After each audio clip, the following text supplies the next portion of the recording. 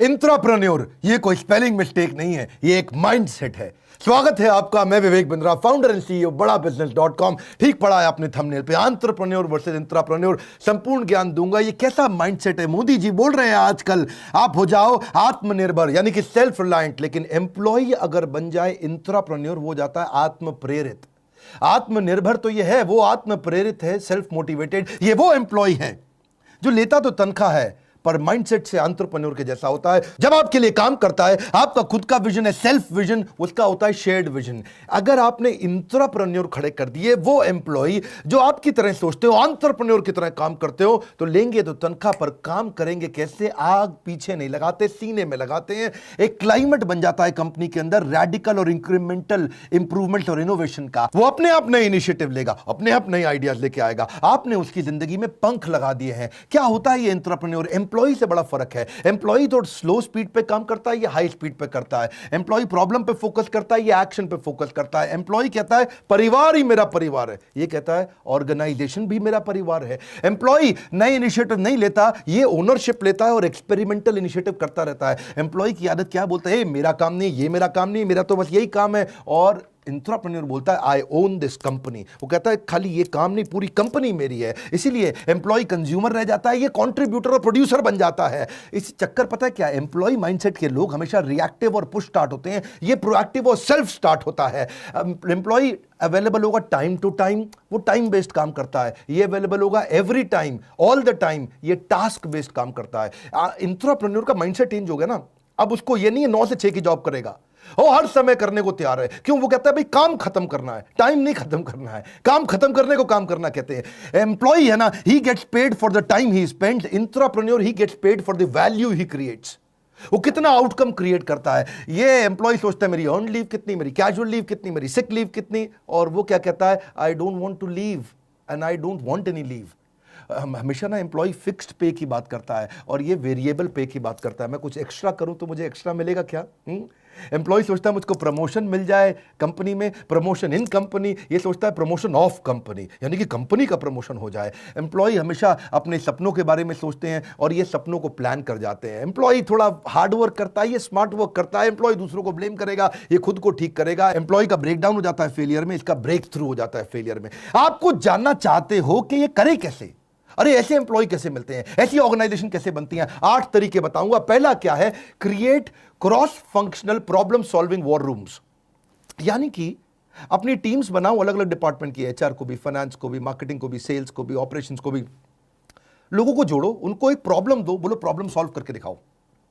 उनको एक गोल दो, बोलो ये अचीव करके दिखाओ। इससे वो सोचना शुरू करेंगे, एक कल्चर आना शुरू होगा। और उसमें क्या करो आप? Encourage trial and error. उनको बोलो छोटे छोटे अटेम्प्ट करो, छोटी छोटी गलतियां करो, कर दो, कोई बात नहीं, होने दो, छोटी गलती होने दो, लेकिन वो फिर गलती से सीखेगा। फेलियर को अलाउ करो। अगला पॉइंट क्या है? ईसॉप और रिवॉर्ड और ग्रोथ पाथ। ये ग्रोथ पाथ बड़ा इंपॉर्टेंट है, ईसॉप बहुत इंपॉर्टेंट है। ईसॉप मतलब एम्प्लॉय स्टॉक ऑप्शन। हमारा जो 2 साल का कोर्स है वहां हमने ईसॉप डिटेल में समझाया है कि आप एम्प्लॉय को स्टॉक ऑप्शन यानी कि अपने शेयर होल्डर कैसे बना सकते हो। उसको 1% का, आधा % का, 2% का, 4% का शेयर होल्डर बना दो। तनख्वाह के साथ जब उसको शेयर मिलते हैं उसको लगता है कंपनी ग्रो कर रही है, मैं भी ग्रो कर रहा हूं, क्योंकि वो ओनर बन जाता है। उसका ग्रोथ पाथ बनाओ। वो कैसे बनेगा? मैनेजर से, जनरल मैनेजर से, असिस्टेंट वाइस प्रेसिडेंट से, वाइस प्रेसिडेंट से, चीफ मार्केटिंग ऑफिसर या चीफ सेल्स ऑफिसर या चीफ स्ट्रेटजी ऑफिसर या चीफ ह्यूमन रिसोर्स ऑफिसर। उसको ग्रोथ पाथ दो, उसको एक पिता की तरह सपोर्ट करो। और पर्सनल मेंटरिंग अराउंड गोल ओरिएंटेशन, ये बड़ा इंपॉर्टेंट है।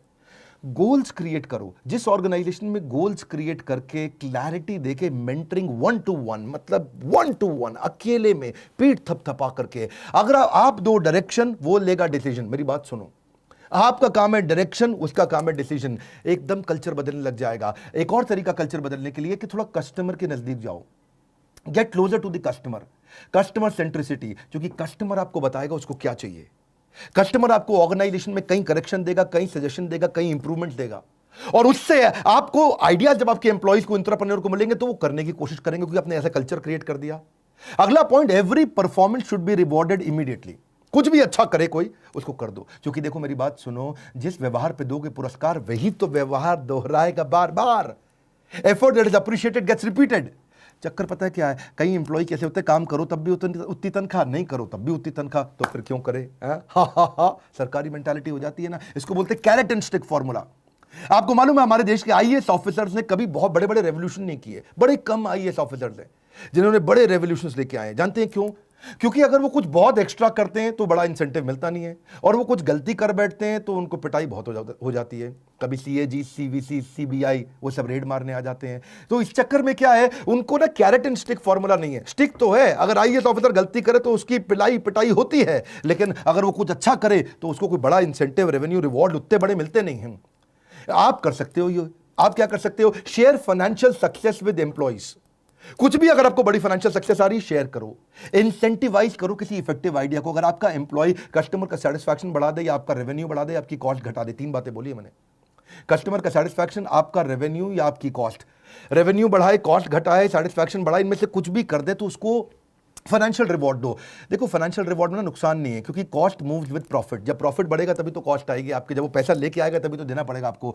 आप प्रोडक्टिविटी गेन को शेयर कर सकते हो। भाई एक्स्ट्रा प्रोडक्टिव हो जाएगा तो तुझे दे दूंगा मैं, हाँ, इससे हायर प्रोडक्टिविटी अपने आप आएगी, वर्कर की लॉयल्टी अपने आप आती है। इंसेंटिव के कई तरीके हमने अपने 2 साल के कोर्स में बहुत तरीके डिटेल में दिए हैं। यहां थोड़ा मोटिवेशनल और शॉर्ट वीडियो होते हैं, वहां डिटेल में जाते हैं। जैसे आप बोनस दे सकते हो। बोनस क्या है? Time taken upon time allowed. आपने अलाउ किया 8 घंटा, उसने काम कर दिया 4 घंटे में, यानी कि 50% ज्यादा जल्दी काम कर दिया, आप उसको बोनस दे सकते हो। मेरिट बेस्ड होते हैं, कमीशन बेस्ड होते हैं, आउटपुट बेस्ड होते हैं, प्रॉफिट शेयरिंग बेस्ड होते हैं, को पार्टनरशिप बेस्ड होते हैं, गेन शेयरिंग बेस्ड होते हैं, ईसॉप बेस्ड होते हैं। आप बहुत तरह होते हैं इंसेंटिव। आप क्या कर सकते हो? उसको और बेनिफिट दे सकते हो, करियर डेवलपमेंट ट्रेनिंग दे सकते हो। पैसा नहीं देना तो उसको रिकॉग्निशन दो, ट्रॉफी और सर्टिफिकेट दे करके, या उसको कोई गिफ्ट का कार्ड दे दो, उसको कोई फाइन डाइनिंग एक्सपीरियंस के कूपन दे दो, उसको कोई प्रेफर्ड पार्किंग भी आजकल जबरदस्त चीज हो गई भैया।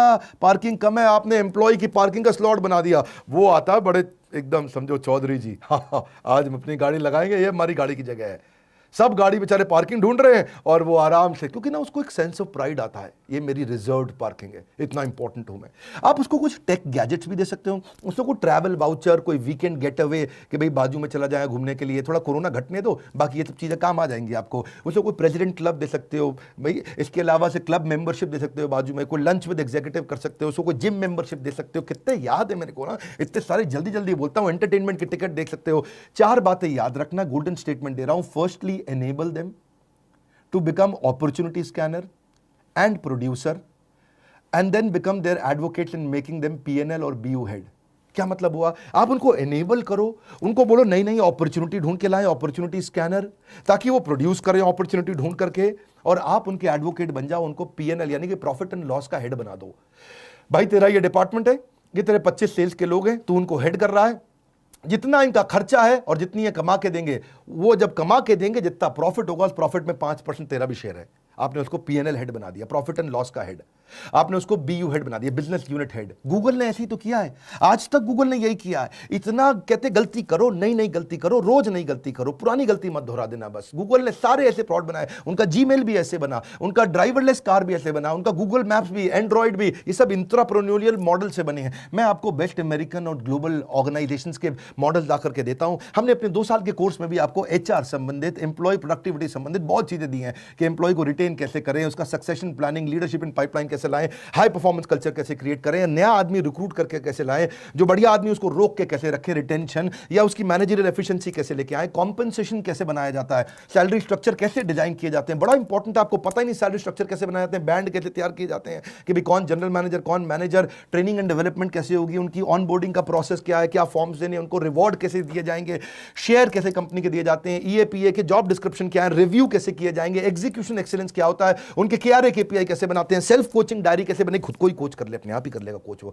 सेल्फ मोटिवेटेड है, आत्मनिर्भर, आत्म प्रेरित, दोनों ही चाहिए आपको। स्कोर बोर्ड बना दो, उनके एम्प्लॉय को एंटरप्रेन्योर कैसे बनाए। अमेजिंग टॉपिक्स है, छोड़ेंगे नहीं। भारत के व्यापारियों को वर्ल्ड रिकॉर्ड बनाने में लगे हुए हैं, दुनिया की सबसे पावरफुल कंटेंट और दुनिया के सबसे अफोर्डेबल रेट्स पे आपको दे रहे हैं। लाइक करके उत्साह बढ़ाइए। अगर बिजनेस कंटेंट भी आपको पसंद आता है, सब्सक्राइब नहीं किया तो इस तरह के वीडियोस आपसे छूट जाएंगे, उनको जरूर शेयर करो जो बिजनेस कर रहे हैं या करना चाहते हैं। हमारे साथ जुड़े रहने के लिए आप सबका दिल की गहराइयों से मुस्कुराहट के साथ धन्यवाद।